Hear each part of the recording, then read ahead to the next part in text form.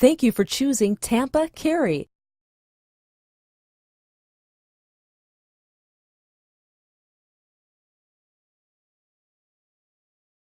Thank you for choosing TampaCarry to get your concealed carry permit. My name is Ryan, and I'll be your instructor. Now, I want you to get the most out of this training as possible. So during the video, if you have any questions or concerns, I want you to write it down. During the live fire training, you will have the opportunity to ask questions and discuss any concern that you may have. So sit back, relax, maybe grab some popcorn. I think you're gonna have a lot of fun.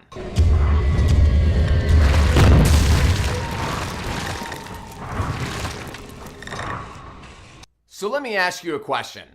Why do you want to carry a firearm concealed? I started carrying a gun because one day I found myself in a situation where I needed a firearm and there wasn't very much that I could do, and I don't want that to ever happen to me again. Here's what happened. So I'm sitting in service one Sunday morning, and a man walks in wearing a leather trench coat in the middle of July. That makes no sense at all. Then, in front of about 1,000 people, he's walking down the side of the building, jiggling doorknobs, peeking inside of the doors that are unlocked, and then he walks right up to an emergency exit that is clearly labeled "Alarms will sound." And what do you think this guy does? He opens it. So people get up running, security's running, trying to turn off the alarms, all this while the pastor's standing there talking. To make the situation worse, 1 week prior to this, a man walked into a church service in Georgia, walked right up to the pastor, pulled out a handgun, and shot and killed the pastor right on stage. So I had been thinking about that shooting for the last week, and that was my defining moment. I knew from that shooting that we were not even safe at church anymore, and I knew I needed to buy a gun. So I'm sitting in service, a staff member runs up, slaps me on the shoulder, and said, "Ryan, we think that guy's an active shooter. Go to the children's building, tell them what's happening, and you need to secure the building." So I run next door, I'm locking doors, I'm putting guards on the doors, and I decide to guard the main door that has to be unlocked for the parents to come in and out. And I'm standing there thinking to myself, we think this guy's an active shooter. We think he's here to kill a bunch of people. What the hell am I supposed to do if he comes through this door and starts killing people? So I started digging through some drawers looking for a weapon I could use to defend all these kids. Have you ever looked for weapons at a church before? Church people aren't very well prepared in the weapon department. So the only weapon I was able to find was a pencil. So I'm standing next to the door, psyching myself up like, Ryan, this is it. Jesus needs me to kill this man with a pencil. So my plan was, if the guy came in, I was just going to ninja chop him. Wah! Yeah, it's pretty impressive. I learned that when I was in the military. The man was arrested, and I told my wife after service, I said, Tiff, I don't care what you think anymore. I am going to a gun store, and I'm going to buy a firearm. I truly thought as I was standing there that I was about to witness a bunch of people get murdered in front of me, and there was very little that I could do to stop this situation. And I absolutely refuse to ever allow that to happen to me again, which is why I carry a firearm every single day, 100% of the time I am legally allowed to. So what makes you want to carry a firearm concealed? Do you plan on carrying your firearm 100% of the time you're legally allowed to, or only occasionally? The mindset I really want to discourage from you is the mindset that you're only going to carry your gun if you think you're going to need it. Does that ever work in real life? Of course not. This is a young lady shopping at a Walmart, and I bet you this woman has been to this store couple hundred times, But on this day, she got severely victimized, and I believe she did something wrong in this video. I want to see if you can identify what this young lady did wrong. That's 25-year-old Corey Mosley. You can see walking through the Walmart on Rogers Avenue in Fort Smith carrying an aluminum baseball bat. Then Mosley spots an 18-year-old female, alone, looking at CDs. You can see what happens next.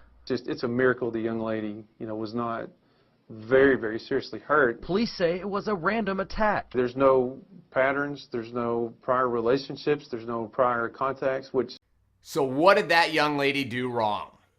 I believe she had a massive lack of situational awareness. She didn't see that guy coming at all. Do you ever find yourself when you're in a store shopping and a new person starts approaching you? Do you look at and analyze that new person? What kind of things do you look for? I look for facial expressions that don't make sense. Somebody who is extremely angry or stressed may just be having a bad day, or they may be a bad guy preparing to do something. Either way, I'm going to keep a solid distance. I also look for body language. People that are fidgety and look like they're on drugs, or maybe they look like they're concealing or hiding something on their body. We need to trust our instincts. When we get that gut feeling that things just seem out of place, I think we need to trust that. And we need to remove ourselves from that situation, because the key to self-defense is not your gun. The key to self-defense is situational awareness, identifying the sketchy people in society that want to hurt you and avoiding them altogether. Now, I want you to imagine you're on your way to work and this happens around your car. What would you do if you were the driver? There are two very distinct lessons here as we see all these cars that come and they're in this kind of trafficky area. And as this car stops because of all the traffic around him, a gunfight erupts right around this truck where we see two people here, and I have no idea who a bad guy or a good guy is. Doesn't look like there's any good guys here. I don't know what's going on. Have a gun battle around this car full of people, and you see the first person kind of bail out as the bad guys are just shooting at each other again and again and again, and people are trying to get out of this car. The gun battle comes back their way. One of the bad guys is shot pretty badly there. The other bad guy is taking some time to get his gun back in the fight as more people are piling out of the car and trying to stay out of the danger zone. Shots still ringing out around this car as bad guy number 2 is trying to finish off bad guy number 1 with people still inside the car. Think about how long this is if you're inside the car. And finally, bad guy number 1 is finally taken out of the fight, and the fight's taken out of him with a couple of last well-placed shots. Now, I don't know about you, but if I was a driver of that vehicle, I would have run that dude over. There's not a chance I would sit there. Have you ever heard the term fight, flight, or freeze? I think that driver froze. I think they were so overwhelmed by what they were witnessing that they simply did not know what to do. And I think you would agree that freezing is extremely dangerous. Yes? So how do we prevent ourselves from freezing if we're ever in a situation like that? I believe your success or failure in self-defense is based on the decisions that you make today, not during that moment. It's based on how you train and how you prepare. I play a mental game called What Would I Do If? I take videos like the one we just watched, news stories that I hear, and I place myself into the victim's place, and I try to figure out how I may have handled that situation in a better way. Let's talk about the Pulse nightclub shooting. There were 200 people in the room roughly. Bad guy entered and just started shooting people. A portion of those people ran into a bathroom, which I think you and I would agree, the bathroom is not the best place to be running. Those people, once they got in the bathroom, they were hiding in stalls, they were texting, calling the police. But let's pretend for a moment that we are that group. We heard the gunshots, we took off running. We thought we were going to an exit, but we messed up. We ended up in a bathroom. What do we do now that we're in the bathroom? What's step 1? I believe we need to barricade that door. which means we probably have to destroy that bathroom as much as possible. Step 2, I need an improvised weapon, which means I need to rip decorations off the wall, break the glass, rip a plumbing fixture off, whatever I have to do. And step 3, I need to mentally prepare myself for what's going to happen if this scumbag enters the room. We are going to have to attack him and kill him. Because does he care if we are crying and begging for our life? The answer is no, he doesn't. Make sure you have a plan. You need to practice your plan and you need to think about it. So when it happens, you're ready for that moment.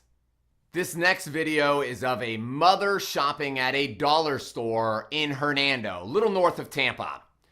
As she's shopping, a bad guy grabbed her 13-year-old daughter and attempted to kidnap her. Now, after this man was arrested, one of the employees reported to the police that it was very strange at how this man had been walking around the store because he wasn't acting like a shopper.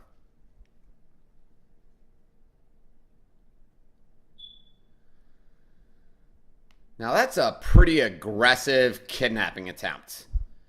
I don't know how this guy thought he was going to get away. He's dragging the mother, dragging the kid. Thankfully, an off-duty police officer had just pulled into the parking lot, saw this man running, and was able to stop the bad guy and save the little girl. But what would have happened if that cop wasn't there? Your firearm has to become part of you, or it is absolutely never going to work. Your firearm has to be just as valuable to you as your cell phone is. Oh my God, you almost fell out of your chair when I said that, didn't ya? The moment that you're going to need your gun, you are going to have a second, if that, to be able to defend yourself or to defend others before you potentially are going to lose that situation. Carry your firearm every single day. You may not need that firearm for 10 years, but if you need it, you're going to be happy that it's there.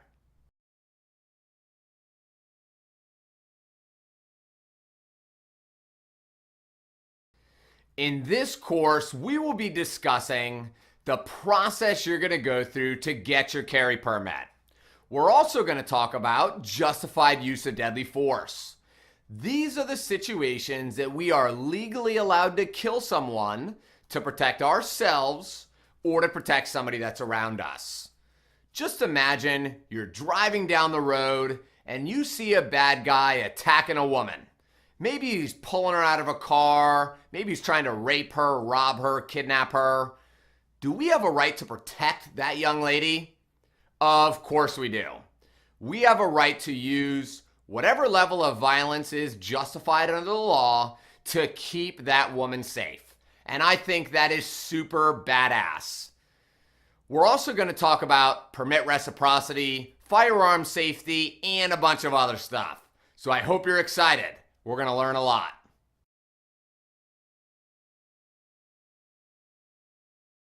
So what does concealed carry mean? Concealed carry means nobody should ever be able to look at you and tell that you have a firearm on your body. Now, as you can see, you can clearly tell that I have something. Maybe a gun, maybe not, but there's definitely something hidden inside of my waistband. Now, printing is not a crime unless it's done with intent, but it does scare people. Take a look at this incident that occurred at a local Walmart. So as this 62-year-old man is walking into the store, whoa, that was a pretty solid tackle. So the bad guy in the white hair is screaming, "He's got a gun! He's got a gun!" These two other men come running, and I believe they think they're stopping a bad guy. So they're pinning him to the ground, and they're trying to take his firearm away. In a moment, they're going to hand a loaded gun to a random person. And then this yahoo hands the gun to somebody else. Playing hot potato with a loaded gun. What a bunch of weirdos. So the entire time, the victim is on the ground screaming, "I have a carry permit! I'm allowed to have this gun. And the aggressor is yelling, tell it to the cops. Who do you think went to jail that day? When the police arrived, the aggressor was surprised to find out that he was the one going to jail. The aggressor clearly did not know the next law I'm going to share with you guys, and I want you to write this down so you never forget it. Are you ready? So you are not allowed to just randomly attack people. I'm just joking. You don't need to write that down. Now, we have to do everything we can to avoid printing. The primary way we can do that is by not buying a massive firearm. Choose a firearm that's thin, compact, and as lightweight as possible. That's the key to avoiding printing and keeping your gun concealed. Notice the difference as I'm concealing the smaller firearm. This is your goal, and anything beyond this is unacceptable. Now, Florida law also protects you from an accidental showing of your firearm. So this actually happened to me one day at a Home Depot. I was shopping, I reached up for a product, and my shirt pulled up. And I noticed a look on the woman's face down the aisle as I scared the crap out of her. What do you think I did? Or what would you do in that situation? I decided to talk to the woman, but I kept a pretty solid distance. And I said, hey, miss, I know you saw my firearm. It was just an accident, and I'm a valid permit holder, so I'm allowed to have this gun. Take a guess what the second thing is I did. I got the hell out of that store. Because what is that woman going to do now that she saw my firearm? I believe she's going to go tell people, and eventually the police are going to get called. Do people tell the truth when they dial 911? Not all the time. Because I think we would agree, if this woman was telling the truth, she would call the cops and say, hey, I'm here at the Home Depot in Brandon, and there is an extremely good-looking man here. Maybe she wouldn't have said that, but it doesn't matter. We don't want to end up a victim to a false police call or an over-aggressive police officer. So if somebody ever sees your weapon, I highly recommend getting as far away from that situation as possible. Open carry is when you can see the firearm openly exposed. Hey, how are you? My name's Buck, and I love three things: America, my guns, and my truck. Yeah. And I bring my gun everywhere I go. Hey, what's wrong with y'all? Oh well, I'm going fishing. Now, open carry is legal in the state of Florida in a few situations. Number one, we're allowed to open carry our gun if we are on our property or in our home.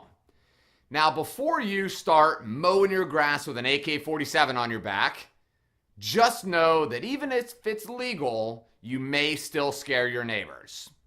So number two, we're allowed to open carry at our business or at a business the owner has given you permission. That's why you see gun stores, pawn shops, some liquor stores that will openly display a weapon. And finally, we're allowed to open carry if we are fishing, camping, or hunting. Now, if you're fishing off of Bayshore Boulevard where there are hundreds of people that are going to see you, what should you do with your weapon? I think you need to keep it concealed. Only if you're in the middle of the woods is it acceptable to let it hang out. I was talking about the gun, Buck. The gun. Oh, damn it. Damn it, damn it, damn it.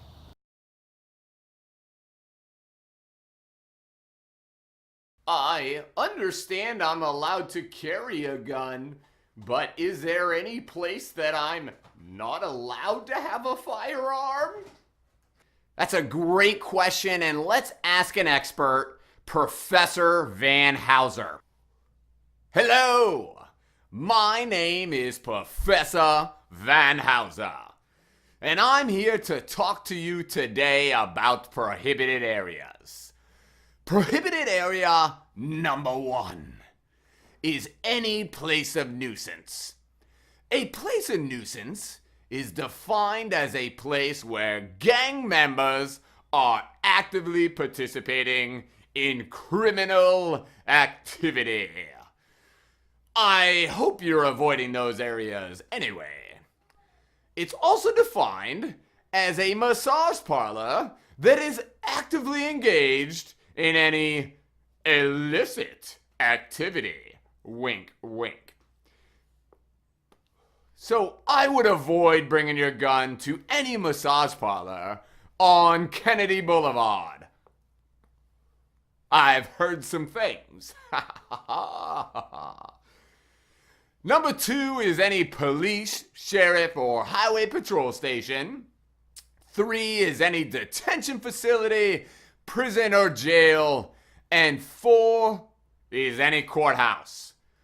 5 is any courtroom. And 6 is any polling place. Those should all be pretty common sense. Number 7 is any meeting of a governing body of a county, public school district, municipality, or a special district. And number 8 is any meeting of the legislature.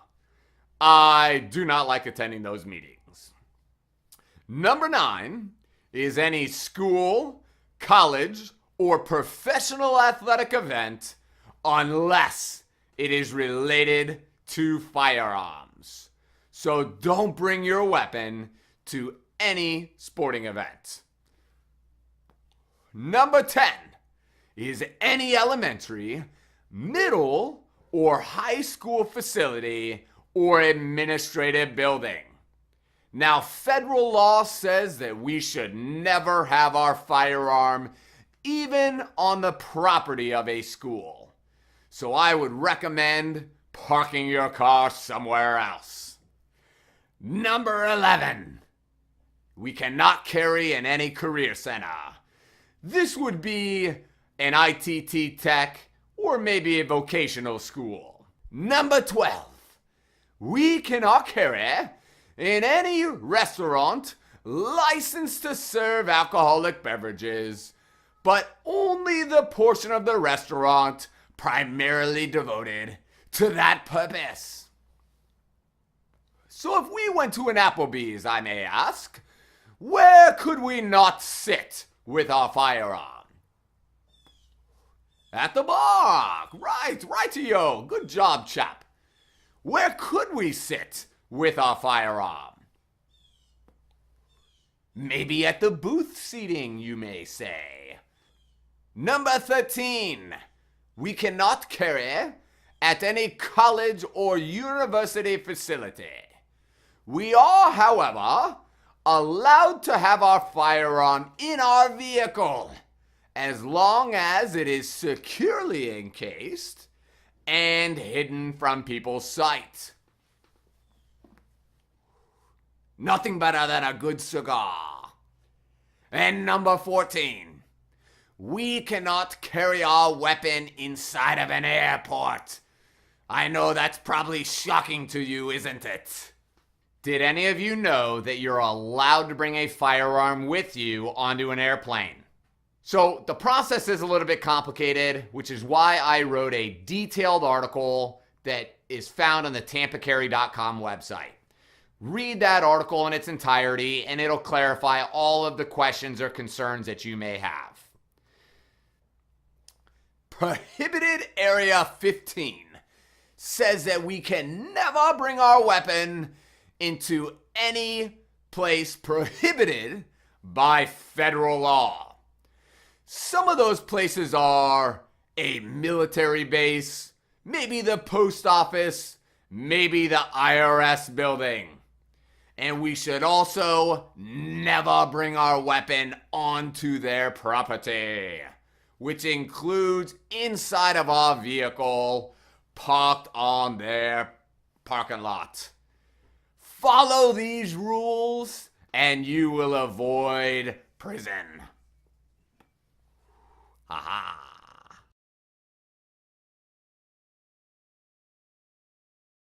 By getting your Florida concealed carry permit, you are allowed to carry your firearm in the 37 blue states on the screen.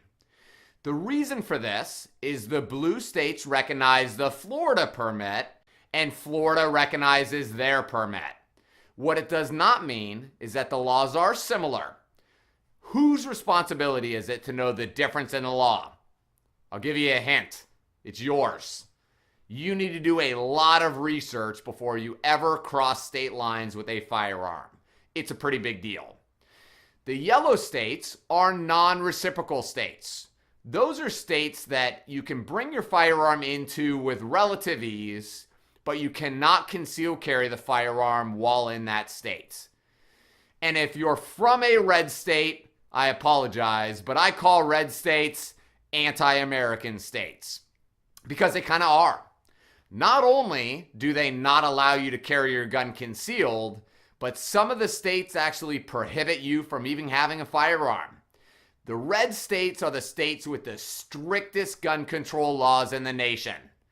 My personal opinion is avoid the red states at all costs. Have you ever seen signs like this? I see signs like this all the time at banks, at movie theaters, businesses, certain restaurants. In the state of Florida, these signs do not hold weight of law, which means we can ignore them and we can still bring our firearm right inside. The rule is if they catch us with our firearm, of course they can refuse service and ask us to leave. But if you're properly carrying your firearm concealed, should anybody ever know that you even had a gun? They shouldn't. So ultimately, it shouldn't be a big deal.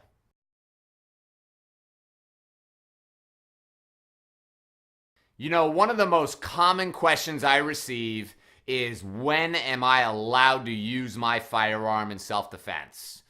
Now, this is a pretty complicated question, so I'm going to try to answer it as best as I can. Now, recently I heard a story of two men that were having dinner at a small family restaurant. As they were eating, these two individuals who didn't know each other got into a verbal altercation. The man that was losing the argument decided to stand up, pull out a handgun, and start waving it around at the other person. Does this bad guy have a right to be flashing a gun? The answer is no. What this individual is doing is called brandishing.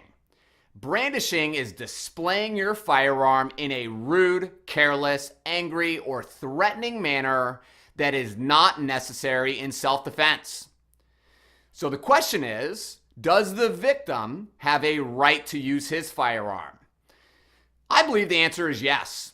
So because the victim's life is being threatened, and we have a considerable amount of evidence of that, the victim has a right to use his firearm to keep himself alive or to defend the lives of the people that are around him. Now, I believe this is about as clear-cut of a scenario as you're ever going to get. But do you think most situations you're ever going to be in are going to be clear-cut? I don't think they are.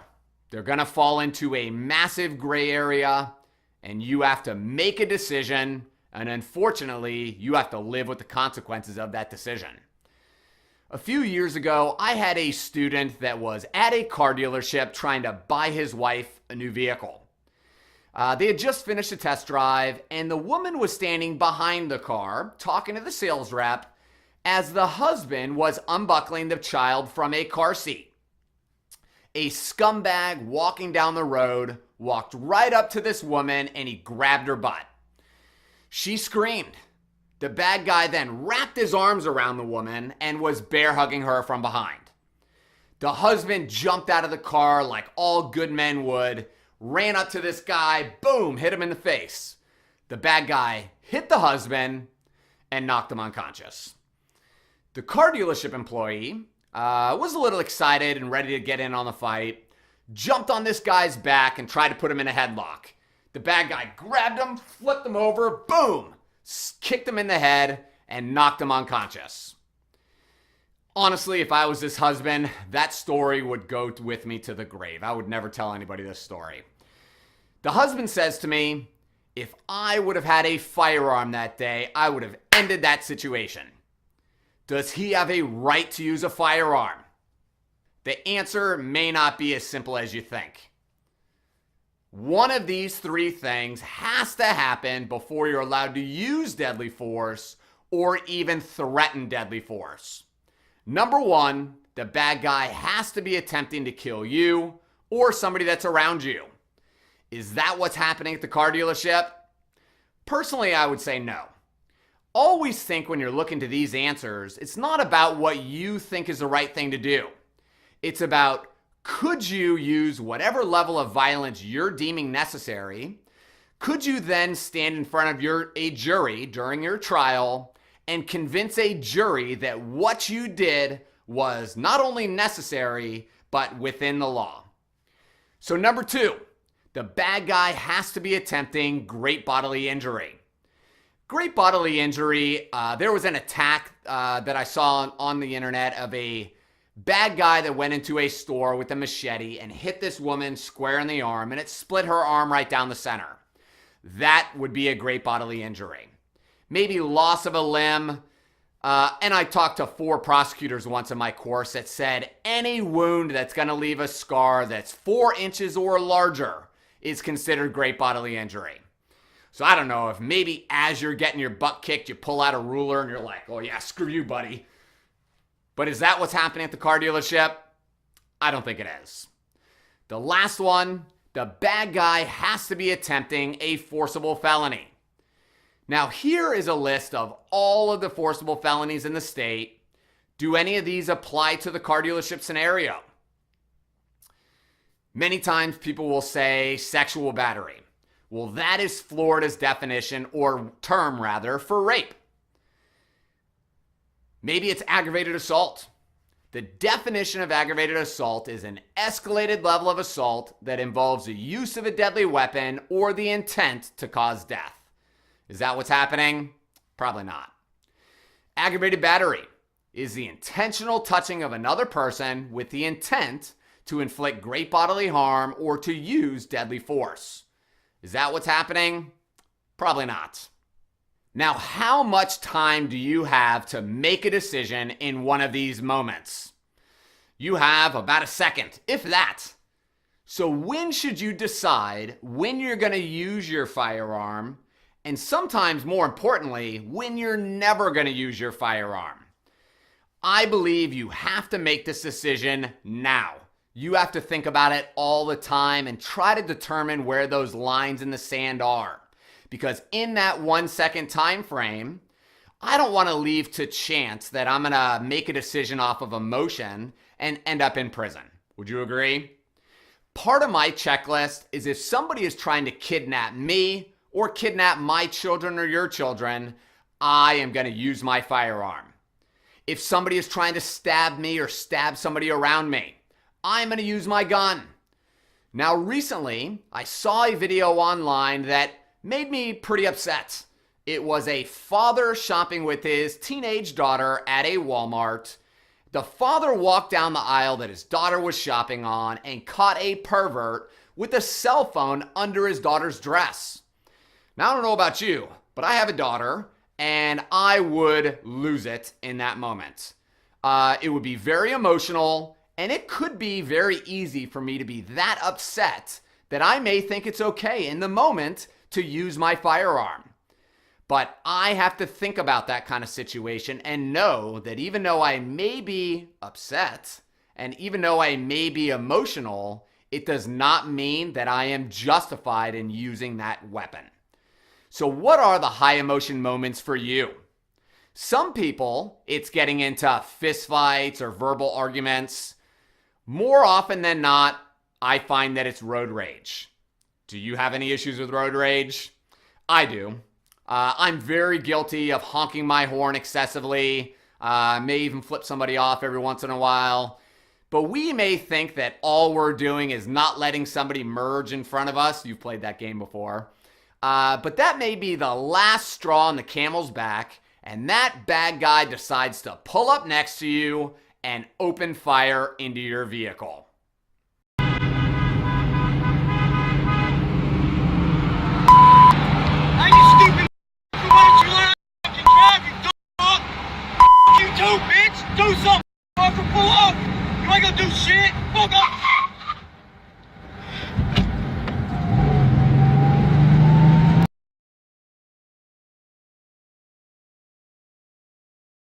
So what's going to happen if I shoot someone thinking it's justified, but I end up getting arrested? Hello, my name is Reginald Small with the law firm Big and Small PA, and we are here to represent you. At Big and Small PA, we specialize in personal injury accidents, drunk driving, diet pill lawsuits, and self-defense shootings. And we will work tirelessly to make sure you are acquitted. And for a small initial deposit of $50,000, we will get started working on your case. The entire legal fees for your criminal case should be between $150,000 and $250,000, which I think we can agree is a small price to pay for your freedom. Why does it cost so much money, you may ask? Well, mounting a successful defense is a very complicated process, and we are going to work tirelessly to keep you out of prison. Choose Big and Small PA. Are we done? Stupid freaking people. 250 grand and buying a Maserati. The consequences of using your firearm in self-defense are very heavy. It's a high price to pay even if you are justified. I believe that one of the biggest mistakes you can make as a concealed carry permit holder is to view your firearm as the only tool in your toolbox. I believe that a firearm is very important, or I wouldn't be doing what I do. But I don't believe it is the most important tool. I think it has to be the last resort and definitely the smallest tool. I think we need to have non-lethal devices on us. Those include mace, maybe a baton. I believe that we need to know how to physically handle ourselves in a fight. I think it's a skill that our society has made a negative, and it is a positive. The most important skill that you need to develop is situational awareness. I believe it is far more important to keep your head on a swivel, to identify the bad guys that are approaching you, and then to avoid those individuals at all costs. Too many Americans are so focused on their phones or so zoned in on whatever they're doing that they are oblivious to the evil that is around us. And if you simply pick up your head and pay attention, most confrontations can simply be avoided.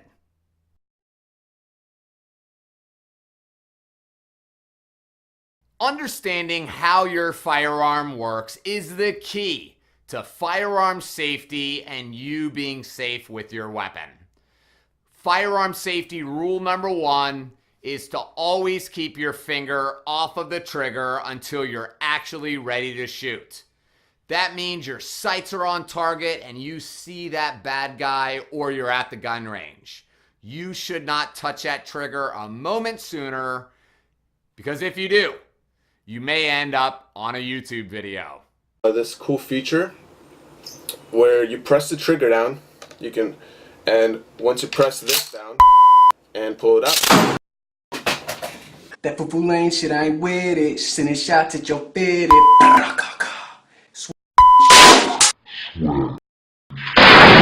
Flash my guns around a little bit. I'll go, ooh, dude, my mom's gonna kill me.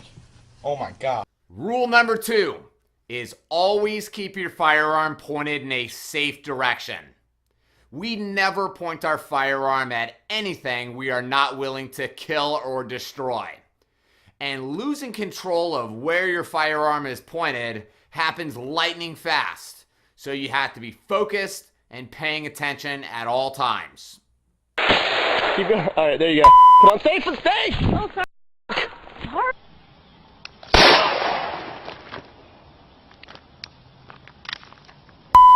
I just f***ing shot myself. Always keep your firearm pointed in a safe direction. Never at the people that are around us. We want to do anything we have to do to avoid pointing the gun at another person, which means pointing the firearm down, maybe pointing the gun up, but never at another person. And that includes if there's a person on the other side of the wall in your home, that is not a safe direction, because bullets will travel through walls. Keeping your gun pointed in a safe direction is mandatory whether the firearm is loaded or not. Rule number 3 is to treat all firearms as if they are loaded. What's the first thing somebody says after they shoot themselves? I thought the gun was unloaded. Well, it wasn't. Bring your hand underneath the trigger guard and roll your palms together. So both your hands are going to sit on the left-hand side of the pistol. You're going to lock out both your arms. You're going to push with your right and pull with your left. Focus on that front sight tip. Now, if you want on this 44 Magnum, you can shoot it single action. That's like trigger pull. Did you mean to do that? Yeah. This man is a firearm instructor trying to teach a new student how to shoot when the laser on his pistol stops working. Oh, that's brilliant. Pointing at your hand. Oh, finger on the trigger too. This guy's a genius. Dumbass. I wouldn't call 911 until I got a refund. Rule number 4. Always safety check your firearm. Safety checking is the process of removing the magazine and locking the slide to the rear. This allows us to inspect the chamber as well as the magazine well to ensure that the firearm is unloaded. We want to become so OCD in this process that it's never possible to accidentally forget. Take a look at this video. This is an unloaded gun. Right here. No, empty weapon. Empty weapon. This is a Glock 40. 50 Cent, Too Short, all of them talk about Glock 40. Okay, I'm the only one in this room professional enough that I know of to carry this Glock 40. I'm the only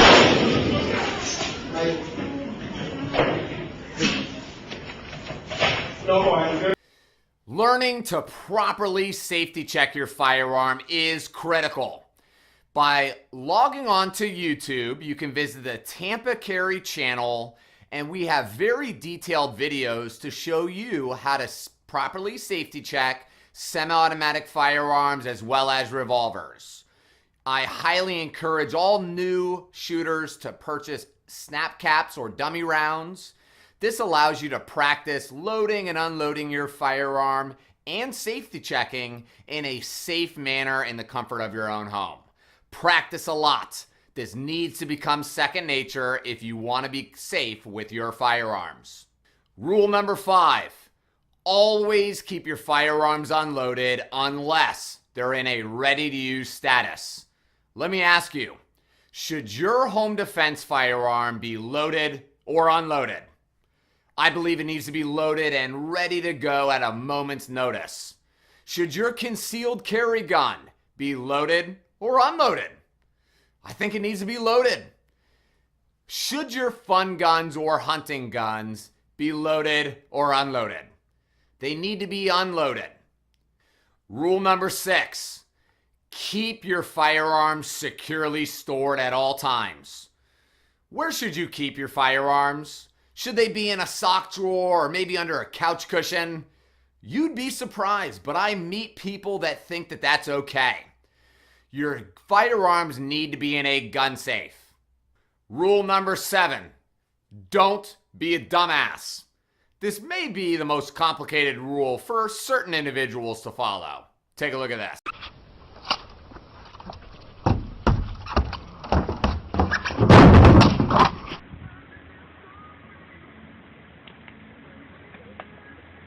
You're way too drunk to use a shotgun. How you load it? Don't. Just set it down. You're too drunk. Loaded?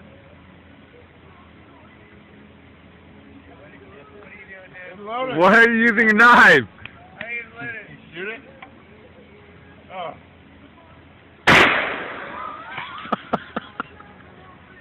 Live round. Live round. See the bullet. 9mm. Get up there. Now. No, I don't love you, Mom. Ready? Now, are you willing to do this? Yes. You will here in a minute.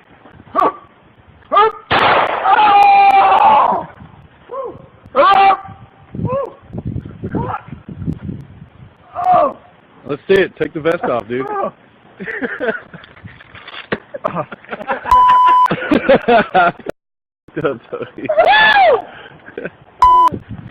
Holy you missed. Oh! Whoa, dude! Rule number 8, never shoot a firearm that may be too powerful for you.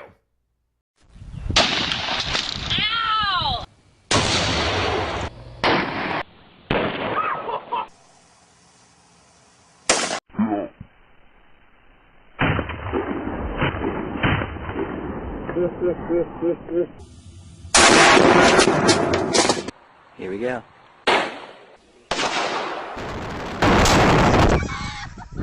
Squeeze the trigger.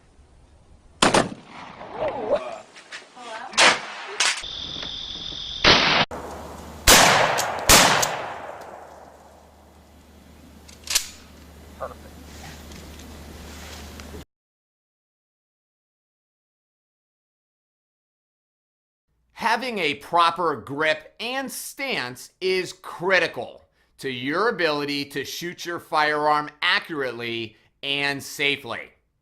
Make sure you have a good firm grip with your shooting hand with your finger along the slide. Your thumb should be pointing up and your secondary thumb should be pointing straight forward with a good firm grip. Notice how my hands wrap all the way around the firearm. There's no empty spaces. This is a proper two-handed pistol grip.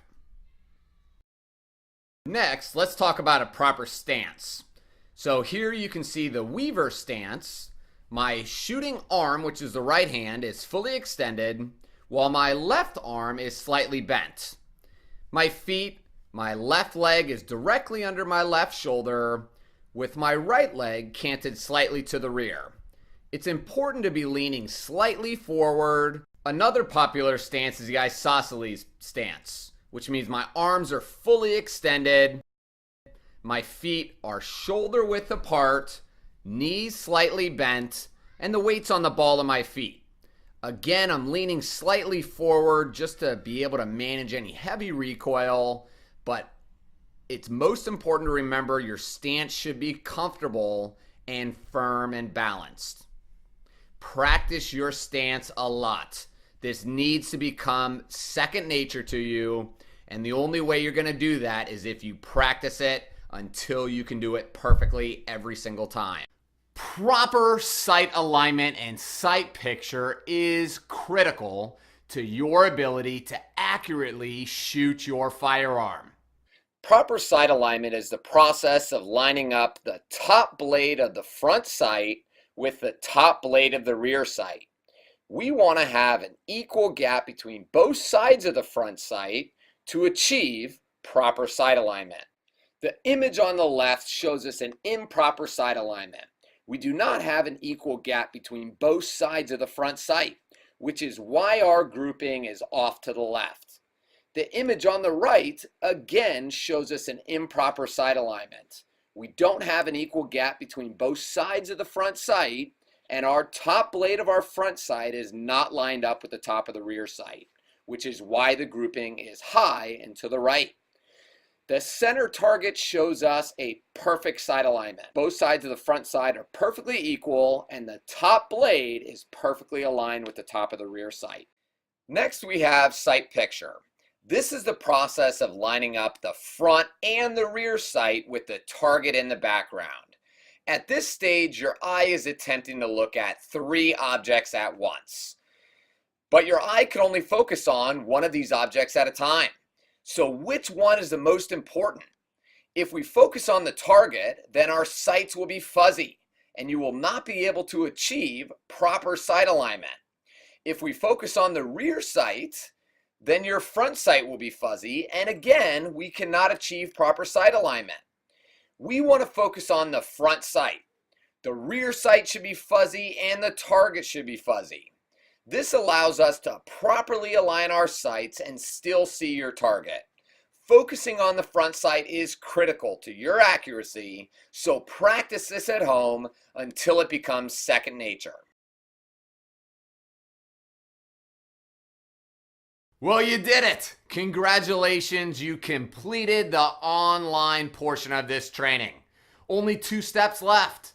First, complete a 10-question quiz just to make sure you were paying attention. Step 2 is we're going to meet you for your live fire training. During your live fire training, you will demonstrate competency with a semi-auto pistol and a revolver. You'll be able to ask questions from the instructor, and you will also receive detailed instructions on how to submit your application to the state of Florida. Thank you again for choosing TampaCarry Online to get your concealed weapons permit. I look forward to seeing you in the live fire training soon. That's it. You are awesome. You have just finished our online classroom portion. Congratulations. Immediately after your in-person training, you will receive your certificate of completion. Once again, thank you for choosing TampaCarry. It is our pleasure to serve you, and we look forward to meeting you really soon.